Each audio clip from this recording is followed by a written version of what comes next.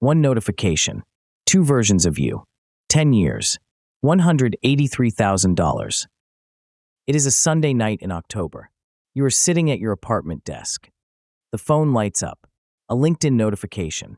A recruiter. Someone from a company you have heard of but never thought about. The message is 3 sentences long. It is polite. It is specific. It mentions your title and your industry. It does not mention money. Not yet. You are 24 years old. You make $62,400. You have been at this job for 14 months. You are not unhappy. You are not desperate. You are just sitting at a desk on a Sunday night in October, and a message appeared. From here, the story splits. One version of you replies. One version of you swipes the notification away and opens something else. Same person.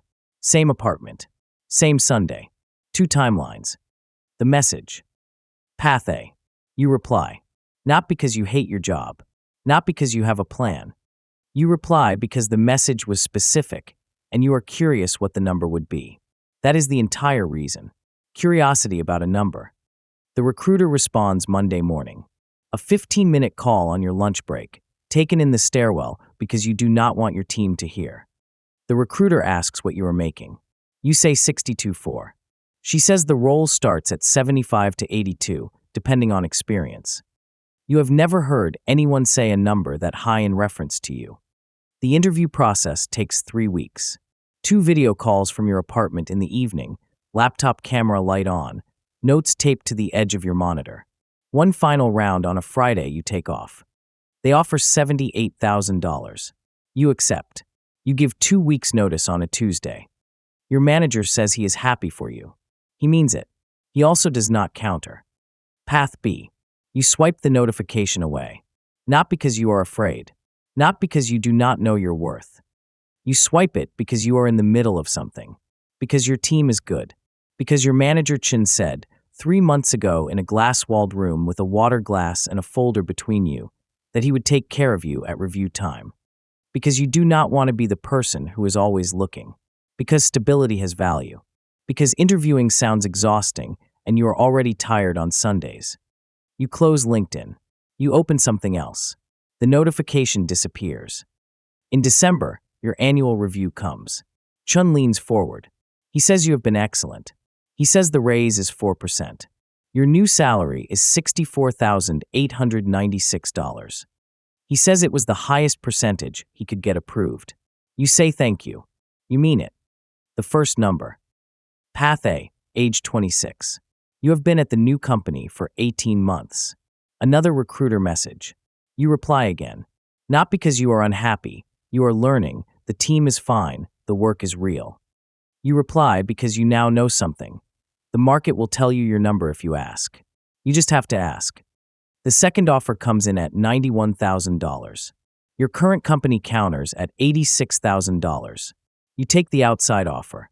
You have now reset your anchor twice. Path B, age 26. You are promoted to senior. The title change comes with a 7% raise. Your new salary is $67,808. Chin shakes your hand. The team takes you to lunch. You feel genuinely good. You have earned this. The gap between the 2 versions of you is now $23,192 per year. Neither version knows the other exists. Path A, age 27 to 28. You are learning something that has nothing to do with talent. You are learning that negotiation is a skill that compounds. Each conversation gives you data. Each data point makes the next conversation less frightening. You know what the market pays for your role, your experience, your city. You know because you asked. Repeatedly. You set up an automatic transfer. The difference between what you used to make and what you make now, roughly $1,200 a month, moves into an index fund on the 1st of every month. You do not think about it. The transfer runs. Path B, age 27 to 28. You are the person people come to when something breaks. You know the system. You know the history. You know where the old documentation lives. You are valuable in a way that is difficult to put on a resume because it is institutional. It lives in your head and in your relationships. Your raise this year is 3.8%. Your salary is $70,385. You do not know what the market would pay for you. You have not asked in 4 years. The new hire. Path B, age 29.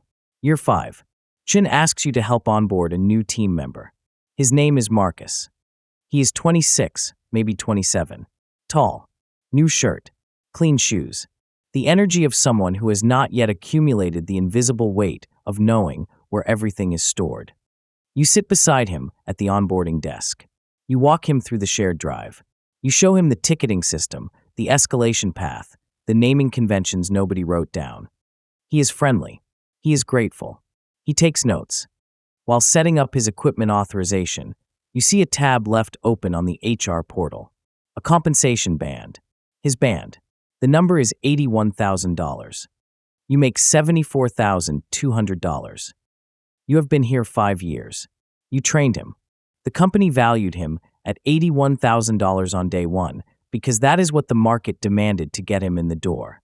The company valued you at $62,400 5 years ago because that is what the market demanded to get you in the door. And every raise since then has been calculated from that original number. The math is not personal. The math is the math. You close the tab. You finish the onboarding. You go back to your desk. Path A, age 29. You do not know about Marcus. You do not know about the onboarding desk. You are at your 3rd company. Your salary is $91,000. The automatic transfer has been running for 3 years. The index fund balance is $47,300. You did not pick stocks. You did not time anything. You just had a surplus, and the surplus had somewhere to go. 10 years. Path A, age 34. Your salary is $112,000.